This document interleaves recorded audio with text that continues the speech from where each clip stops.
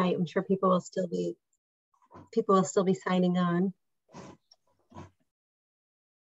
But welcome everybody. My name is Heidi Tremarco. I'm the president of the board of the Hanover Conservancy, and we're really excited to welcome you to this program tonight. We're calling it Land Conservation and the Climate Crisis. And we'll be focusing on what those two things mean very locally. And we've got two resident experts. We're excited to hear them present on that for us tonight. And so, as I said, we're focusing on the local tonight. We're speaking about what's going on our home ground here in Hanover and in the Upper Valley. And as we do that, we want to think about this land that has been home to many people for thousands of years. And as we think about how to confront the climate change, we are inspired by the example set by the Abenaki before us, who have cared for this land for generations and continue to do so today. Getting started, I'd just like to introduce the Hanover Conservancy if you're not familiar with us. We're very proud to be New Hampshire's oldest local land trust. And what that means is that our mission is to protect the land and the water in the Hanover and to make that available for everybody in the community. We're an independent organization. We're not part of the town. We're a nonprofit organization who exists to hold the land in trust for the general community's use. And we cooperate with lots of local and regional land trusts and a lot of partners who come together to work to preserve the environment. We are very excited to be in our 60th year, and we have a new strategic plan that's just come out that is available for any who are interested and talks about how, as a land trust and a small town land trust, we can confront some of these challenges that our country and that we're facing on a global scale, specifically, the climate crisis that we're all trying to figure out how to confront. One of the goals of that new strategic plan is here on this slide. It's to protect the land for climate change mitigation, ecosystem resilience, water quality, and recreation.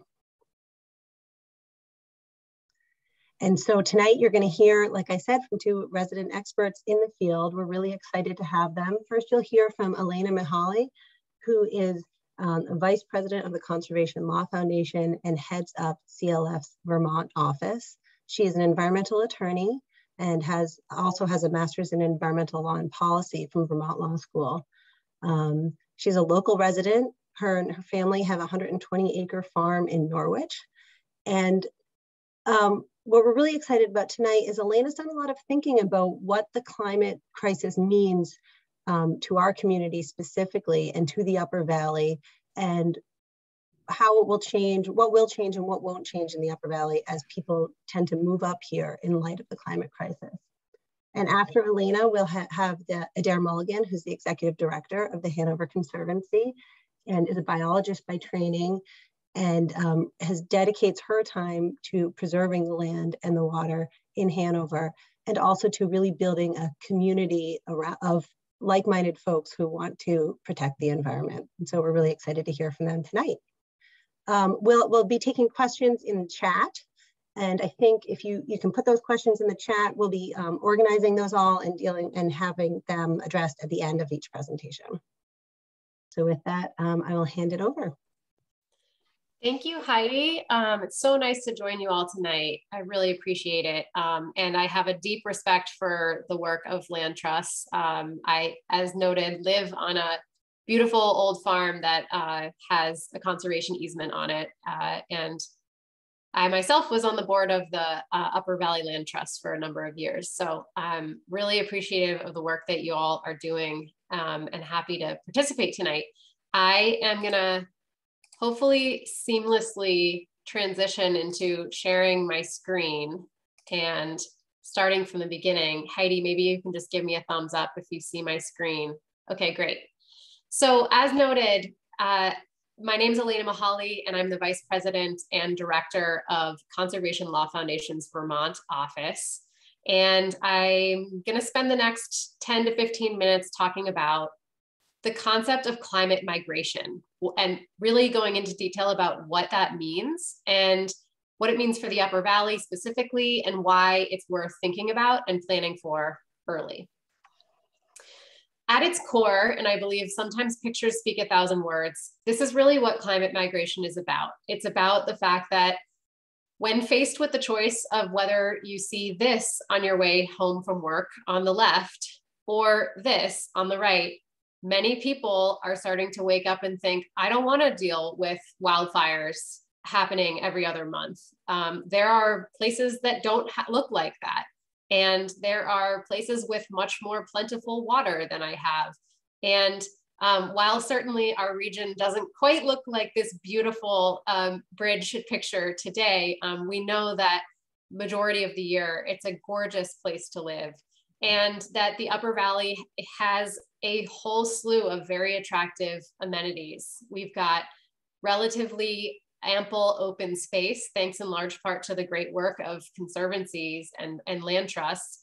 We have clean air. A little bit last summer, we had wildfire smoke drifting from Canada, but by and large, we have very good air quality. We are safe from sea level rise and storm surge that many coastal communities are struggling with. We have plentiful groundwater resources. I did put a question mark here because actually we have started to see droughts and parts of the Upper Valley, people's wells have been running dry in past summers, but relative to the West, we have plentiful groundwater and we're close to metropolitan areas. And a 2020 county by county analysis ranked 6 of the top 7 counties for climate resiliency to be located in Vermont, for all of the reasons that I just mentioned. And why does Conservation Law Foundation care about that? We are a New England-wide environmental advocacy organization, and our mission is to protect New England's environment for the benefit of all people. And part of protecting the environment means looking around the corner, looking ahead at what's coming and what are the different challenges that we're going to see that are going to impact our landscape and impact the environment that Vermonters enjoy. And as I start looking around the corner, I'm seeing that there are going to be more people that are interested in moving to New England and to Vermont and New Hampshire in particular. And some of my slides later will show that the data is proving that out, and that we really owe it to ourselves to be factoring that in when we start thinking about what we need to do. From many of us at CLF are trained as lawyers or as policy people, and how can we be making sure that our policies and our legal structures are set up in a way that sets us up for success, even when we have more people here? And I think from the Conservancy's perspective, that's important from a standpoint of how should we be thinking about land to protect in a way that can be both preserved, but also used by more people. I started thinking about this way back in 2019, and I kind of pitched it to a journalist at Vermont Digger, which is a publication here in Vermont.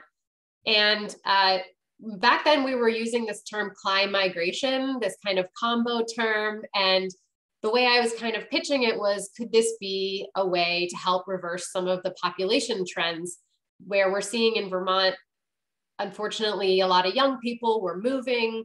We had a predominantly aging population and stagnant in growth. And the story profiled 3 what they called climate migrants that had come to Vermont for various reasons that were really all related to climate, whether it was Montana residents moving away from poor air quality, or a couple in Washington, DC that moved to Vermont for abundant groundwater, citing specifically to the amenities that I was talking about before. Fast forward a little bit, and there was a major piece in the New York Times Magazine on climate migration, reshaping America. And it was one of the first times where there was a national piece talking about domestic climate migration. A lot of people have heard about climate refugees moving kind of internationally on a global scale, but this particular story was focusing on domestic, and it was highlighting that once chilly places like Minnesota, Michigan, and Vermont will become more temperate, verdant, and inviting, And it is one of the most popular places where we're seeing people start to move.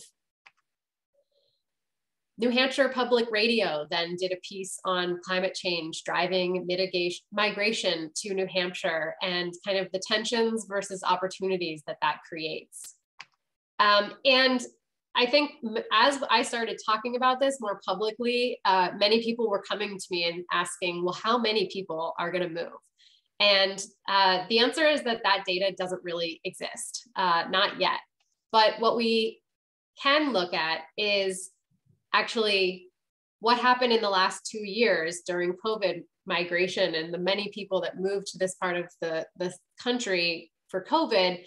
And what can we learn about that sort of migration and what it was like for the impacted communities to receive that influx? And so we look at some data that has been collected around the coronavirus and where people moved, and you get a sense of which places are receiving more people and which places are losing people. And those in green in this slide are receiving and having the highest net gain. So you can see Michigan and Texas are the darkest green, but you look over to New Hampshire and actually it's pretty green, and Vermont is a little bit lighter. There is some interesting research that a professor at Middlebury did looking at cell phone data to kind of use that as a proxy of looking to see where more cell phones showed up in the country around COVID. And you can see that Vermont on the left is in the negative, but then turning, and New Hampshire mostly green, meaning there's a strong correlation to, and having more cell phones, meaning more people move to those regions. Again, this is actually data that was collected by a moving company. So looking at kind of who was paying for those services to move, and you can see that this is indicating that for the most part, you know, folks with $100,000 or more per household are really honing in on Vermont and New Hampshire. You can see on the left that, you know, the state was orange, and over on the right, you see in destination, Vermont is that deep purple, and same with New Hampshire. What's the impact? I think, so this was another New York Times story that caught my eye, that highlighted the town of Windhall, Vermont, and how all of the people flooding the town during the pandemic was like really impacting kind of like the vibe at the town dump, and was making bear complaints go up. People were complaining about not being able to buy their normal wood amounts because there were too many people competing for the same folks who are cutting down wood. Plumbers are booked. And, you know, I think that this was a little hyperbolized, but it does get at the notion that it's not just about things like housing, but you also have to think about just culture and how we've got some small town mannerisms that when you have a big influx of people, it can create some local tensions. This is another story that I would just note, again, it's a focus from 7 days on what the new Vermonter might look like, and kind of questioning whether those who are fleeing COVID and coming to Vermont are going to stay or not. You had interest from the Center for Future of Vermont, and this was actually interesting. They surveyed people taking refuge in Vermont during COVID, and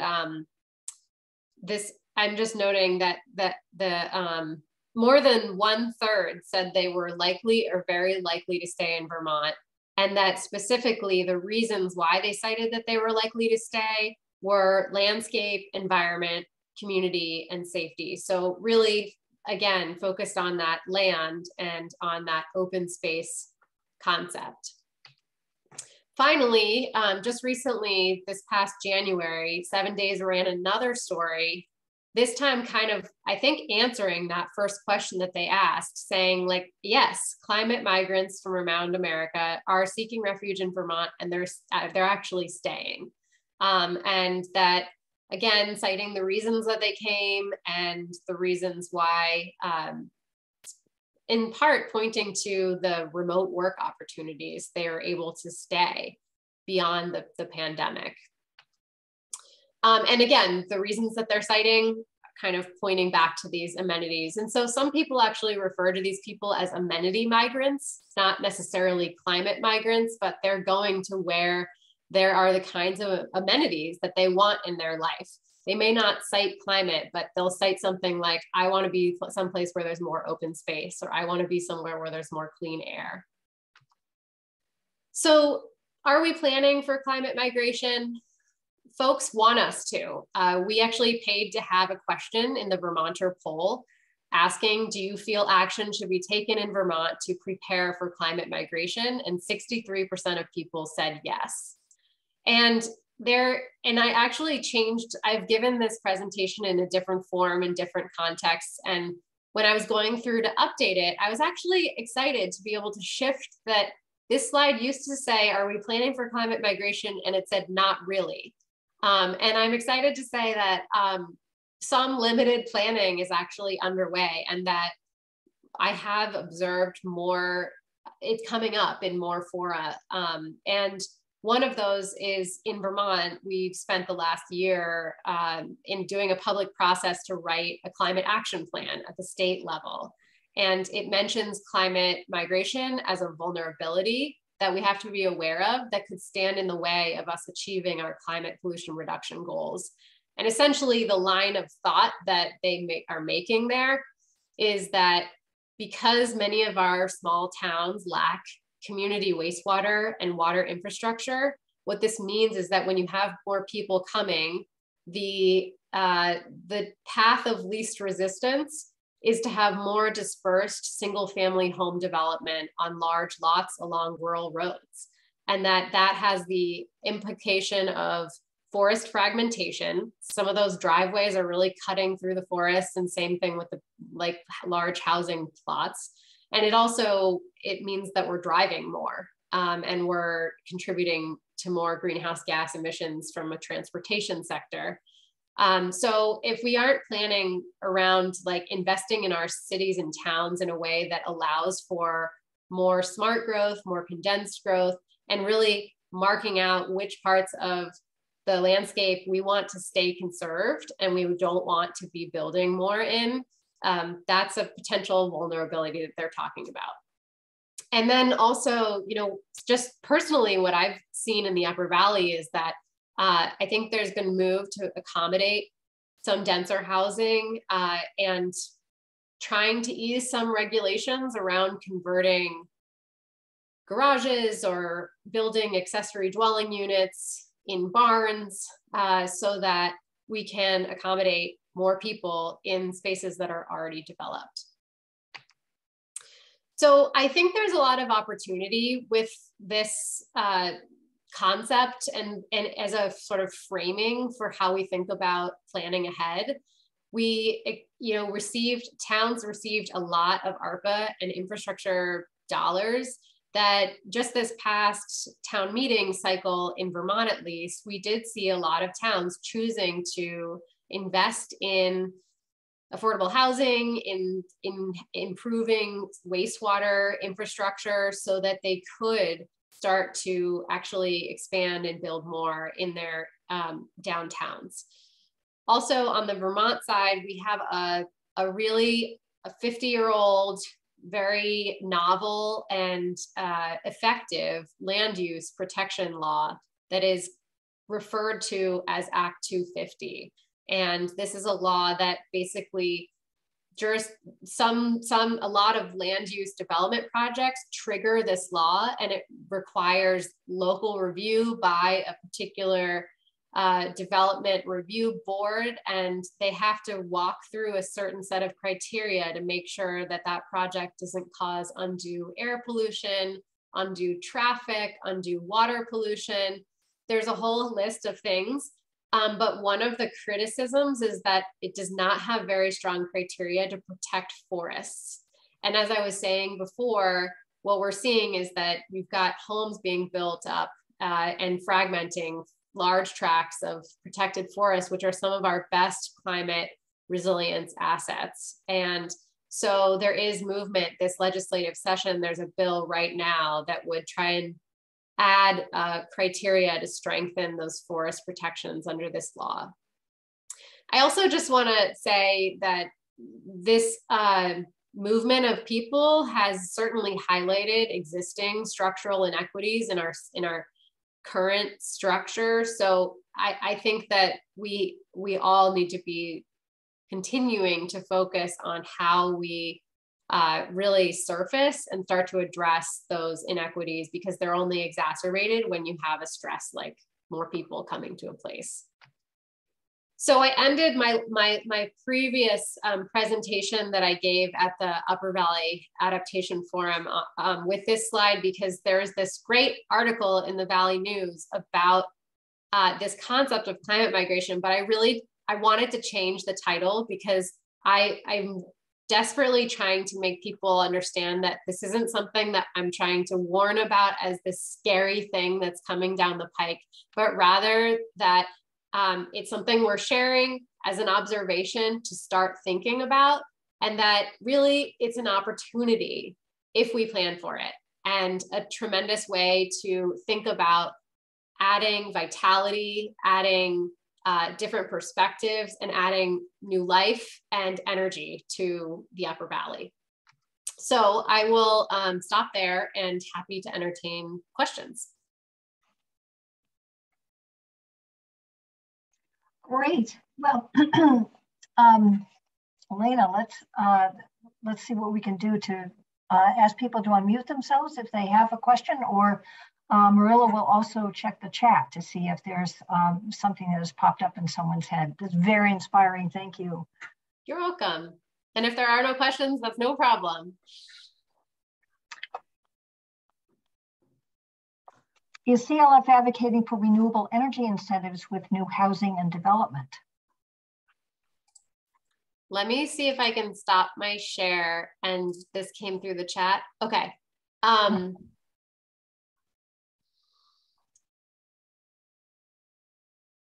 We are advocating for renewable energy incentives with new housing. We, for the most part, that advocacy is happening, I would say, through one of, at least in Vermont, one of the big things that we're working on is trying to decarbonize or get cleaner ways that we heat our homes. And rather than tackling that through something like the building code, there's actually a major piece of legislation moving this through the State House that would require the actual fuel dealers themselves to start purchasing what are called clean heat credits. And it would sort of incentivize us over time, because those dealers need to accumulate a certain amount of credits per year and retire dirty fossil fuel energy, that it would slowly allow for the housing sector to become more green and rely on more renewable energy. Mm-hmm. Barbara had her hand up a moment ago. Barbara, do you still have a question? Would you like to put it in the chat? No, maybe she rethought it, or maybe you answered your question. Okay. Well, thank you. If anybody else comes up with a question in the next 20 seconds. I also, you're welcome to share my contact information with anyone who attends. So if people have follow-up questions about this or about Conservation Law Foundation, I'm happy to answer them. Thank you, Elena. And one of the things that is a strong point in our new strategic plan is partnering with other organizations that we haven't necessarily worked with before. And the Conservation Law Foundation is certainly a valued partner and a fairly new one for us. And so we're grateful for your participation tonight. Thank you. Thanks, everyone. Have a good night. Okay, well, I'm going to now share my screen and see what we can do now to move forward on this question of how can land conservation confront climate change. And before I launch into this, I want to be sure I don't forget to announce that the town of Hanover is holding a master planning forum on Saturday morning from 10 to 12. This is by Zoom. Go onto the town's website, hanovernh.org, and you'll find information on how you can participate there. But this is an important question for us all to be considering here now, because these people are going to need a place to live, and we're talking about land conservation. So hopefully we can have our cake and eat it too, but it gives us all a chance to participate in what happens in Hanover going forward. So just quickly, I wanted to share some of the newest data coming out in the update of New Hampshire's climate assessment. New England's winter is warming 3 times more than its summer, especially at night. That means the coldest temperatures that we get during the winter are not quite so cold as they used to be. The ticks are loving it, among other things. New Hampshire itself has warmed 3.6 degrees Fahrenheit since the pre-industrial era. Some of that is ascribable to the regrowth of forests after the end of the sheep craze, we'll talk about a little bit later. But most of it is from greenhouse gases. New Hampshire will see the largest temperature increase of the contiguous United States in the next 15 years. I'm not sure why climate change is picking on New Hampshire, but we don't have as much of a say in the matter as we'd like. Now, I'm not going to pepper you tonight with scary graphs, but I had to show you this one. This one does show the NE right here in the middle refers to New England. 80% here is right there. If you see just about 2040 is when we get to this time when New Hampshire, when the Northeast is warmer by 3 degrees. And this is when the global temperatures will reach that at a later time. So our climate change is progressing faster than it is in other places. So what is it that we see from this? We'll run through a couple of thoughts that I'm sure everybody is pretty familiar with. Shorter winter. The bears are out of their dens before the food is available, and they are headed for your bird feeders. A shorter winter means that the critters' natural hormones and related to photoperiod, to day length, are upset by the change in what's going on with the surroundings when they're trying to adapt to their seasonal coloration to help them hide from predators. Weasels, snowshoe hares are experiencing things like this.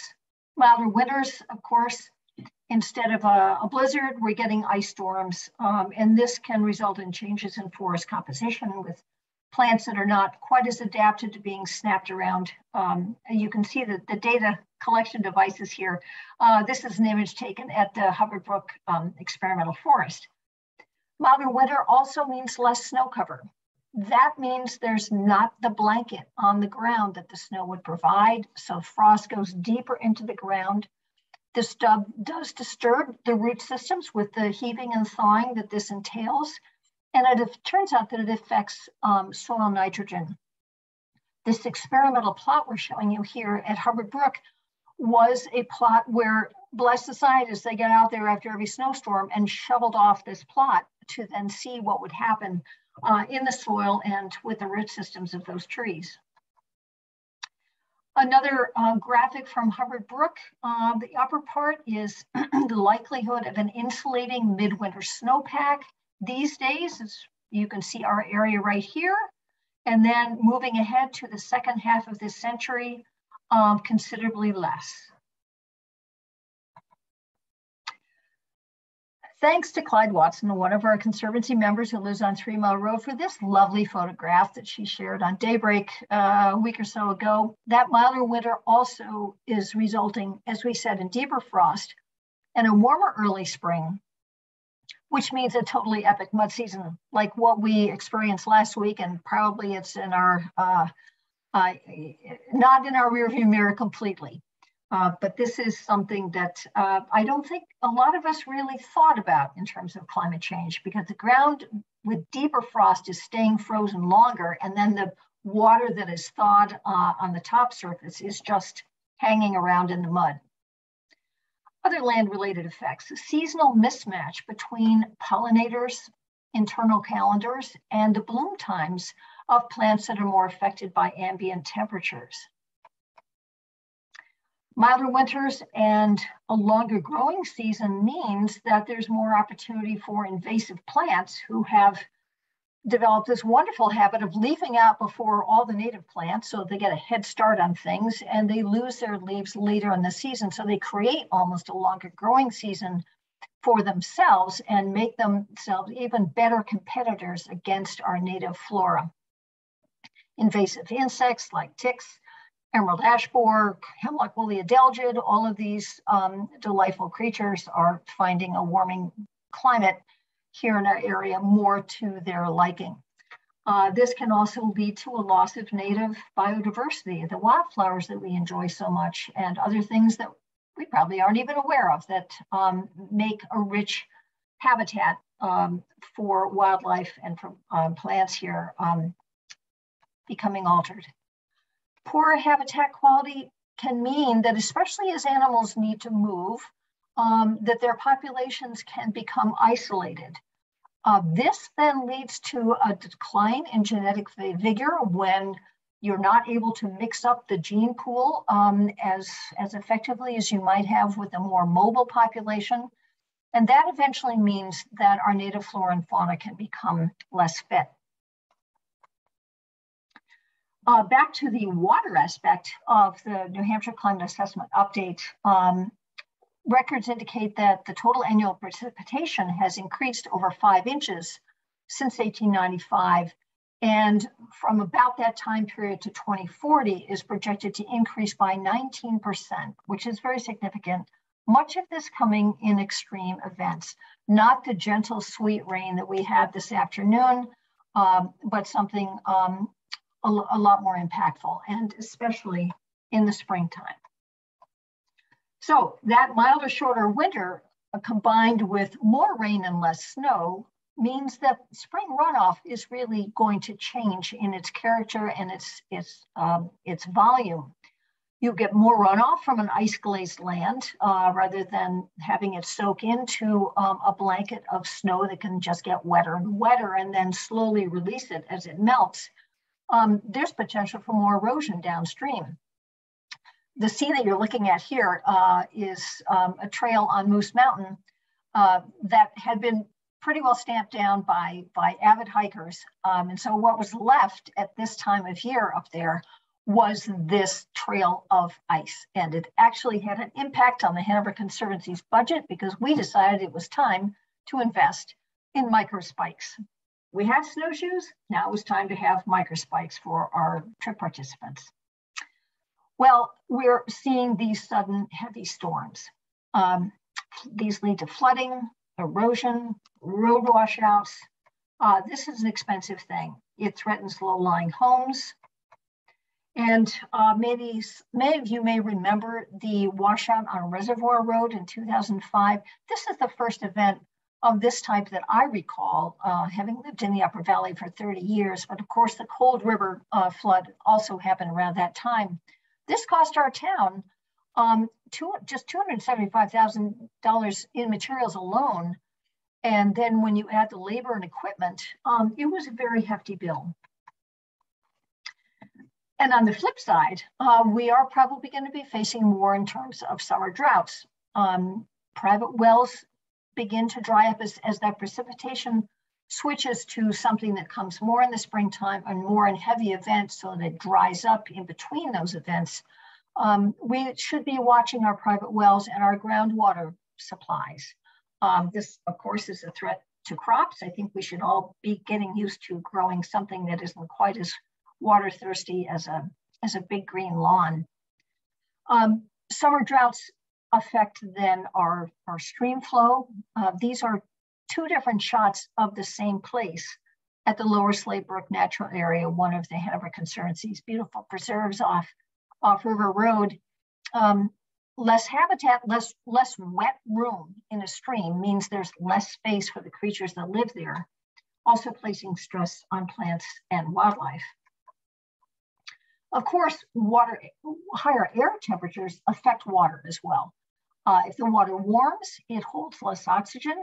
This affects the type of fish who are adapted to live there and can cause more frequent algae blooms. This turtle has kind of a bad view. So we've woven quite a tangled web for ourselves here. So what can land conservation do? Natural solutions can provide 37% of the emission reductions needed by 2030. We're going to talk about 4 different basic things: carbon, connections, shade, and providing a sponge. So we're going to start with carbon. Forests and other non-agricultural lands can absorb a net 13% of US CO2 emissions, according to the EPA. And the total carbon stored in American forests really represents 67 years of cumulative fossil fuel emissions. The forests and protecting the forests is really the lowest cost and the most immediate solution to the climate crisis that we're facing. Last scary graph, I promise. If you're looking at the effectiveness of ways to mitigate the climate problems, reforestation, replanting or allowing forests to regrow has the greatest potential. And right behind that is managing forests in a way, still cutting where necessary, in a way that they can accrue carbon and pack carbon away. It's important to think about avoided forest conversion. When you develop a piece of land, you have lost its ability to sequester carbon. And there's more here, but I think we are going to move on.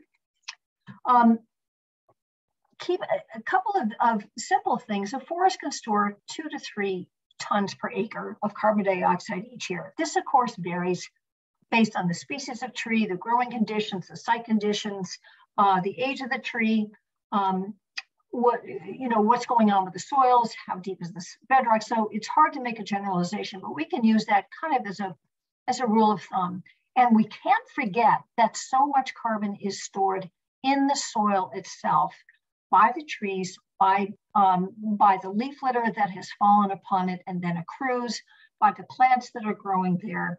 And that's an important carbon sink itself. In Grafton County, 12 years ago, 91% of the land cover was natural forest. It was over 1 million acres. But 20 years later, documentation shows that over 2,000 acres of natural forest had been lost in our county alone, and that represents a lot of carbon dioxide emissions. So there's much to be done. Global Forest Watch is looking at this. World Resources Institute and the Nature Conservancy, of course, are leaders in the thinking on this area. But let's look at home here. If a forest, and here we are at Balch Hill, that's Gail McPeak, whom I think many of you might recognize, staring at one of the beautiful old trees that we have at that natural area. If a forest stores 2 to 3 tons of carbon per acre, and the Hanover Conservancy has protected 1,041 acres so far. This is just land that we own ourselves or where we ourselves hold a permanent conservation easement. Multiply like that, let's split the 2 to 3 in half, and let's say 2.5. Multiply those acres by 2.5, and you get 520 tons of carbon stored each year. That's the equivalent of taking 113 cars off the road each and every year. Now let's look at one species. One of my very favorites is the silver maple. On the left, you see a group of Hanover High School students planting trees at our Mink Brook Nature Preserve, among them silver maples. This is a plant that grows, it's beautifully adapted to this situation too. It grows 3 to 7 feet in a year. One tree can trap 12 tons of carbon dioxide in a half century. And they are exquisitely beautiful. This is a silver maple floodplain forest farther north on the Connecticut River in Stratford, New Hampshire. That's my canoe, and it's one of my favorite places to go. And I have a sweet dream of having the lower part of Mink Brook look like this someday. I scatter silver maple seeds out there every spring. So what about the carbon bank? Here we are looking at a hillside in nearby Lyme, maybe 100 years or so ago. Not much of a carbon bank account on this pasture that has been cleared for sheep grazing. There was a sheep craze in our area, and there were 12,000 sheep in Hanover in 1840 when there were 2,000 people. There were 9,800 sheep in Lyme when there were about 1,700 people during that time period, and they had to have a place to graze.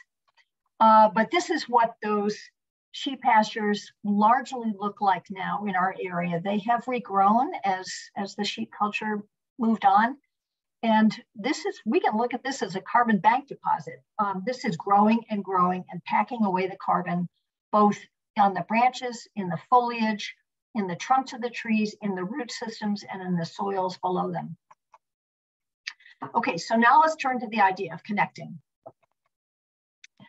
Here's the Britain forest, and connecting forest habitat is an important way of assuring that animals, large mammals such as the bobcat, the moose, the bear, have a place to move as temperatures affect their forage vegetation and their habitat.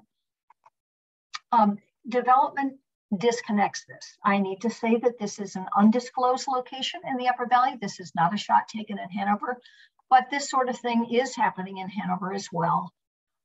When you develop a piece of land, as Elena was saying, it disconnects habitat. You've got a hole in the habitat now. It also eliminates the carbon storage that could have been taking place on that piece of land. Stream corridors are really, really important in connecting bits of habitat, not only the land habitat, but the water habitat in this interface between these two community types. This is Mink Brook traveling at the base of Moose Mountain. And it's connecting these little headwater streams. Up here on the left, this is the Shumway Forest. And on the right, everybody recognizes the Connecticut River. This is an important connection we need to maintain. We need to maintain adequate stream flow and the habitat that is a migration route for animals and plants moving from the Connecticut River up to Moose Mountain. Now let's turn to shade. That's sort of an obvious one. Shade is the simplest way to control air temperatures, soil temperatures, and water temperatures. These little guys on the right, who are probably maybe thinking about moving around tonight, really depend on cool air, cool soil temperatures, and cool water temperatures. Colder water holds more oxygen, and that's simply a fact that, and there are fish that are adapted to low oxygen situations, and there are those that require more. One of them is the eastern brook trout you see on the left. In 2011, the Hanover Conservancy worked with New Hampshire Fish and Game Department and Trout Unlimited to do an entire watershed-wide study of the Mink Brook watershed for the status of brook trout habitat and the populations that were there. And when we were out there, this is Trout Brook, which is aptly named, tributary of Mink Brook. It comes in at our Mink Brook Nature Preserve, just east of Main Street and Route 10. It was 66 degrees in this stream on that day in July. We found 41 brook trout in this tiny little stream. And it's important to note that 70 degrees is really the upper limit for trout. There's not enough oxygen in there above that level, and they will not survive. We were happily told by the New Hampshire coldwater fisheries biologist, Diane Timmons, when she was out there that day with her gear that you see on the sandbar there. She said, this is as good trout habitat as anything I've seen in New Hampshire, which is pretty cool for being 500 yards from downtown Hanover. Then the other concept is sponge. You look at that and you see a really good water sponge. This is on the Shumway Forest. Think about those heavy, heavy storms. Think about what that rain is falling on. When it falls on this, it behaves a lot differently than when it falls on an open lawn or even a pasture. A close-up of what we were just looking at. This is on the left. The pink is a sundew, and it is growing in sphagnum moss, the yellowish green plant that you see on the left, and then the deep green spongy-looking plant that you see on the right. There's a reason why Native American women used this plant as diaper material for their babies. It absorbs water beautifully.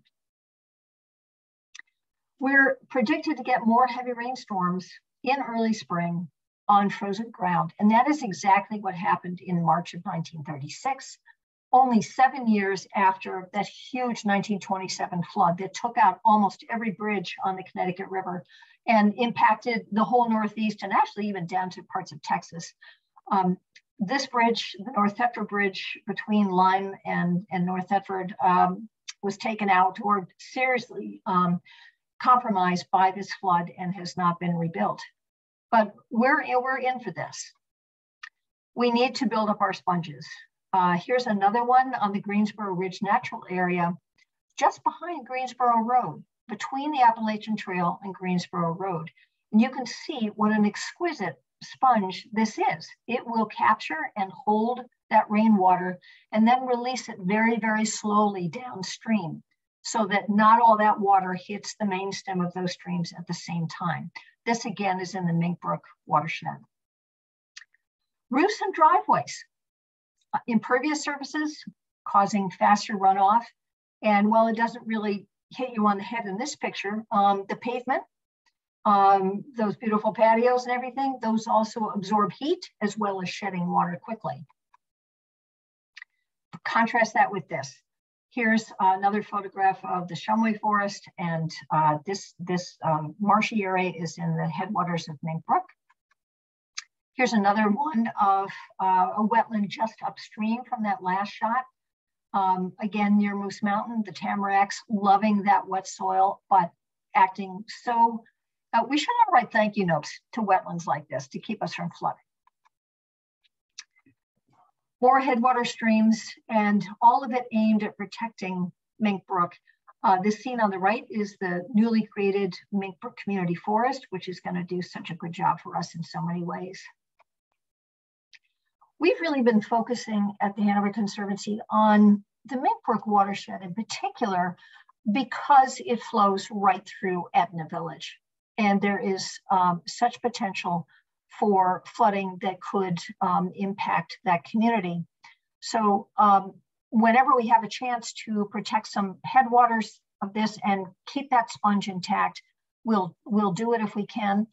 Also streams that affect other flood-prone neighborhoods. Of course, there's so many other benefits of natural climate solutions like this. Clean air, clean water, flood control, we talked about healthy soils, wildlife habitat. These are beautiful places and they give us places to play. Also, it should be noted that on conserved lands, this gives us a chance to demonstrate to other landowners how to restore their habitat, how to manage invasives, and how to promote biodiversity. So there's a question for us. Where should we conserve land? How should we do it? And why? Well, we take many, many things into account. We've been relying most recently on the Nature Conservancy's resilient land mapping tool that you see here.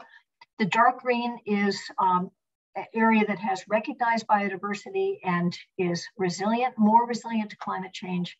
The blue also is areas of flow where animals and plants can move from one area to another, say from the Connecticut River up to the uplands. We also participated with the Quabbin to Cardigan Partnership. This is a landscape scale partnership that connects really the White Mountain National Forest down to the vast lands around the Quabbin Reservoir in Massachusetts. You know, here we are right over in here and have benefited from the research that's gone on there. Their priorities are the core conservation focus areas here in the bright green. The darker green is land that's already either in public ownership or is permanently protected, or both. The purple is areas that indicate important ecological areas where climate migration of animals and plants can occur most readily. This is a useful slide. Elena was discussing forest fragmentation, and this shows the size of the blocks of intact forest in our area. Over on the far right, you can see the bit that is then closing into Mount Cube and other places in the White Mountain National Forest. Here's Moose Mountain here. This large area here is not protected yet. This is the Trescott water supply lands, but you can see how ecologically valuable they are. And of course, on the lower left here is our Mink Brook Nature Preserve. In trying to figure out where we're going to be doing our conservation work, it makes sense to build on the Appalachian Trail Protected Corridor. And we've done that in many places. Up here, the Britton Forest, the Shumway Forest, the Mayor Niles Forest, not shown here yet on this map, but this is the Mink Brook Community Forest here. And then of course, the Greensboro Ridge Natural Area. A way to go about it is to take digital maps of all of these features that we are interested in for ecological and for human use reasons, but primarily ecological.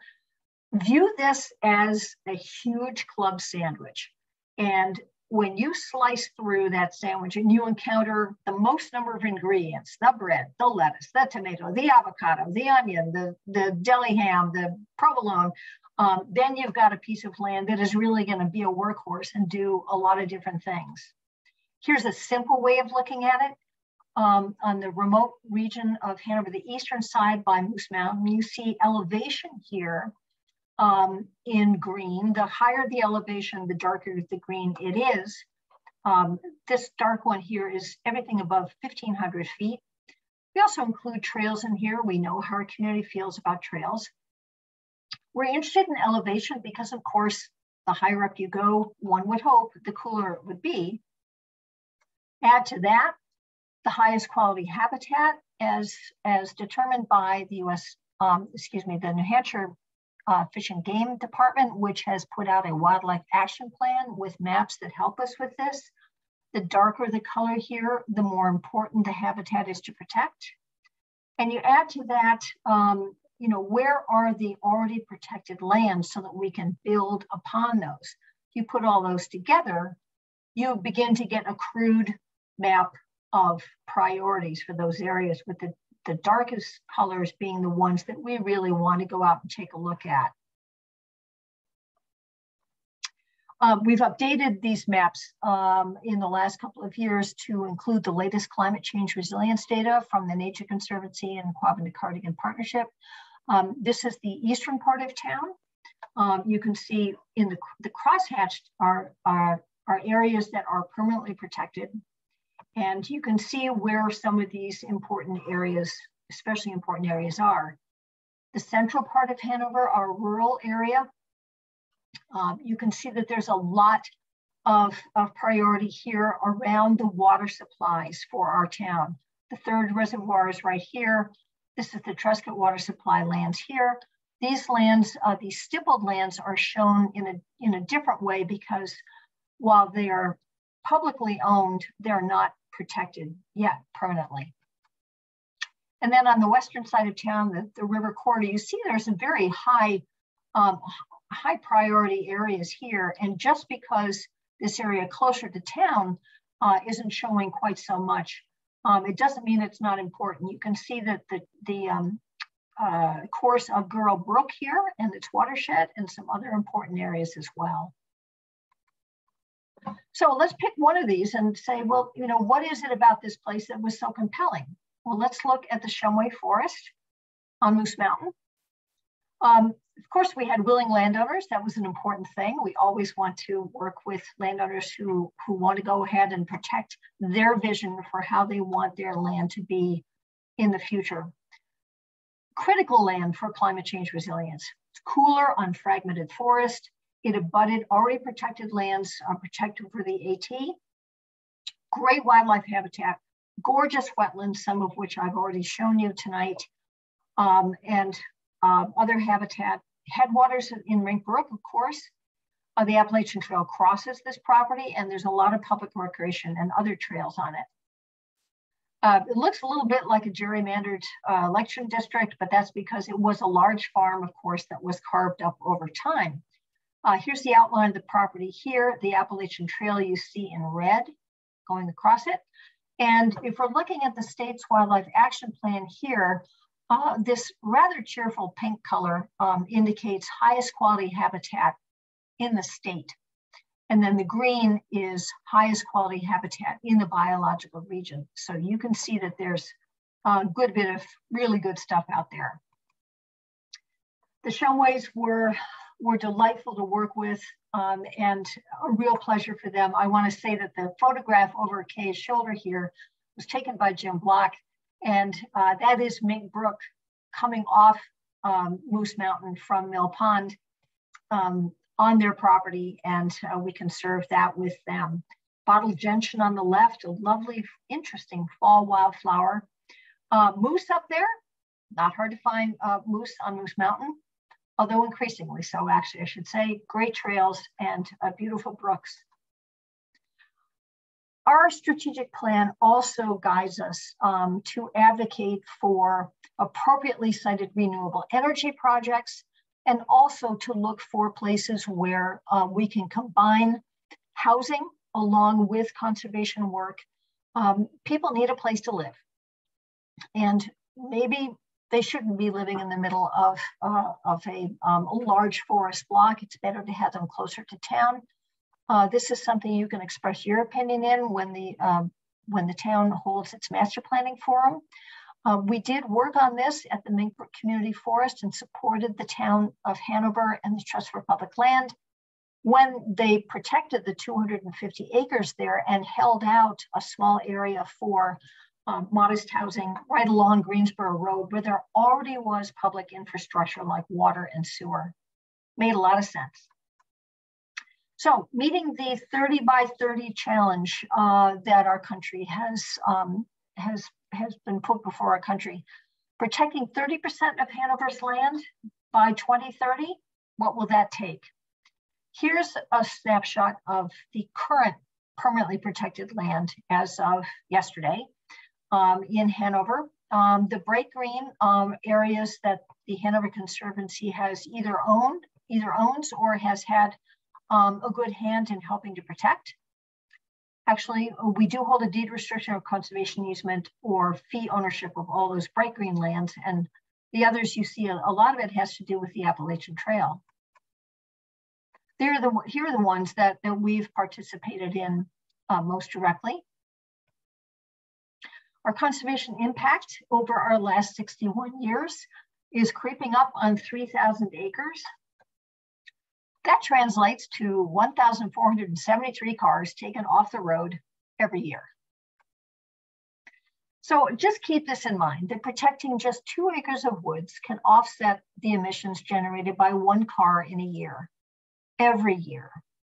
And clearing those same acres for development generates emissions for decades.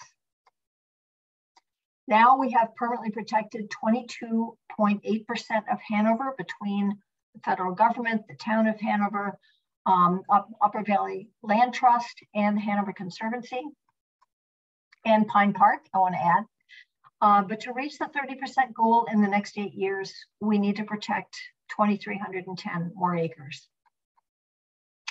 And we need to do this because we appreciate moose and bobcat, big mammals like that. We love these northern wildflowers like this painted trillium. We love our time in the woods outside in a soft snowfall. We love our maple syrup. And even if we're not into cold, slimy guys, we appreciate the fact that we have these with us as well. And this is why I've been doing this work for years and why I will continue. So that's what I have to share with you tonight. And I would love to have your comments. We have Rich Howarth here with us tonight, who is chair of our Lands Committee and a member of our board of directors. And we also have Heidi, who for her day work is with the Conservation Law Foundation. And I know all of you have things to contribute too. So if you have a question, we have a couple in the chat so far. Let me take a look. Yep, so there's one in the chat from Marjorie. You briefly talked about this, but how do we balance development of renewable energy and land conservation / preservation of open spaces? Some areas which could be appropriate for large solar projects or utility scale wind projects are also desirable as undisturbed open spaces. I feel like the climate crisis means we need to consider placing solar and wind in areas that previously would have been seen as needed to be completely conserved. Yes, for sure. We do know that that the wind development potential here in Hanover is not terribly good. I've heard this from Vicki Smith, who was on the call a little while earlier. I don't know, is that something that will need to be to be built to here in Hanover anyway, but it certainly does need to be considered in other places with higher potential. In terms of solar, of course, individual solar for sure, larger scale projects, we need to take a look. It's a case-by-case basis. Do we really want to be interrupting a really terrific wetland or some fabulous habitat to put a solar array when it could go instead somewhere else? And everybody's taking a close look at this sort of thing right now. We do work closely with Revision Energy, which is a business sponsor of the Hanover Conservancy, and want to know more about what the opportunities here are in Hanover for large scale development. Heidi, do you have any other thoughts? Heidi's also a member of Sustainable Hanover. As is Marjorie. So Marjorie and I have had a chance to talk about this quite a bit. And you really put your finger on one of the conflicts that land trusts deal with today, is trying to figure out how to reconcile solar projects specifically, which take up a lot of land, and wind, which is, as Adair said, isn't as likely in Hanover, with conserving these open parcels of land or undisturbed land. And I think it's exactly what Adair said. It's looking at it on a parcel by parcel basis and weighing that value. And we know there's other things that come into play. You know, is it near three-phase solar? There's other feasibility questions that come into play with the energy infrastructure.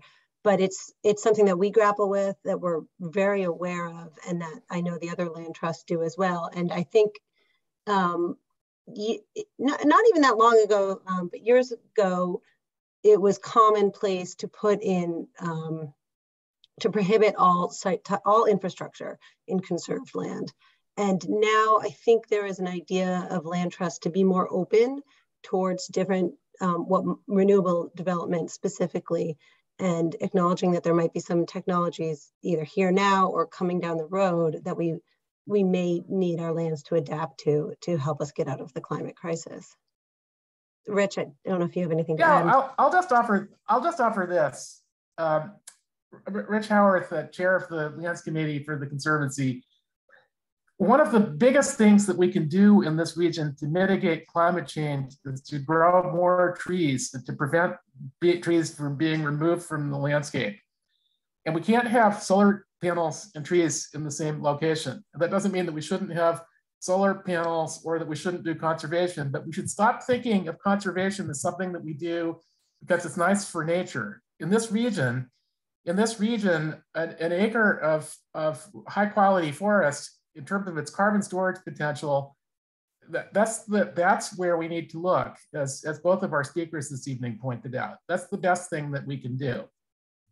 And then I'll also say that, having been involved, for some time at Dartmouth College, where I'm a professor, and then thinking about forest management in our region, when we talk about renewable energy, that can mean, biomass energy and using trees as an energy source. And when you look at that, that's actually not carbon neutral. It's sustainable from a biomass perspective, but it's bad in terms of climate change. I want to agree very much with Darla, who says, strive to put solar on the roof of every commercial building, provide incentives for building owners to do so. And I also wonder about, you know, when municipal landfills are covered over and they're into the end of their life cycle, is that a good place for solar collectors as well? Or along highways where really you don't want wildlife running around across the highway anyway. Anybody else? I see Jim Quinn with us here today. Jim is from a wonderful family in Hanover that protected the Minkbrook Nature Preserve. And if Jim has any wisdom to share with us, I'd love to hear it. One of the, on your, which you just last said, you know, one of the advantages of putting solar on landfills is you often also can get, you know, biogas out of them and, you know, do a combined little, you know, energy hub. So in California, we have quite a number of municipalities that have set up, you know, local facilities that are based on that combination at the local landfills.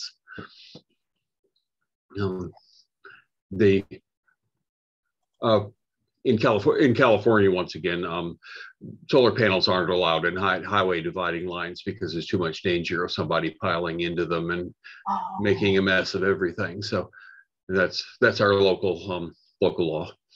Okay, that's very interesting. I was not aware of that. I didn't think that far. Thank you, Jim. Yeah. I do this sort of thing at University of California, Davis, for those of you who probably knew my parents but don't know me. Yeah. Anybody else tonight? Thank you all for joining us. This has been a real treat for us, and it's a good thing for us to have to think about this very closely. And every time we do a land project, to remember that it's not only for trails, it's not only for you know, for the brook trout. It is for a bigger thing, and we are acting locally here. There are those of us in our Conservancy family who are acting globally, and including my son, the little boy in the middle of that toboggan that you saw. He's off on a career doing that. So thank you all for your support. You help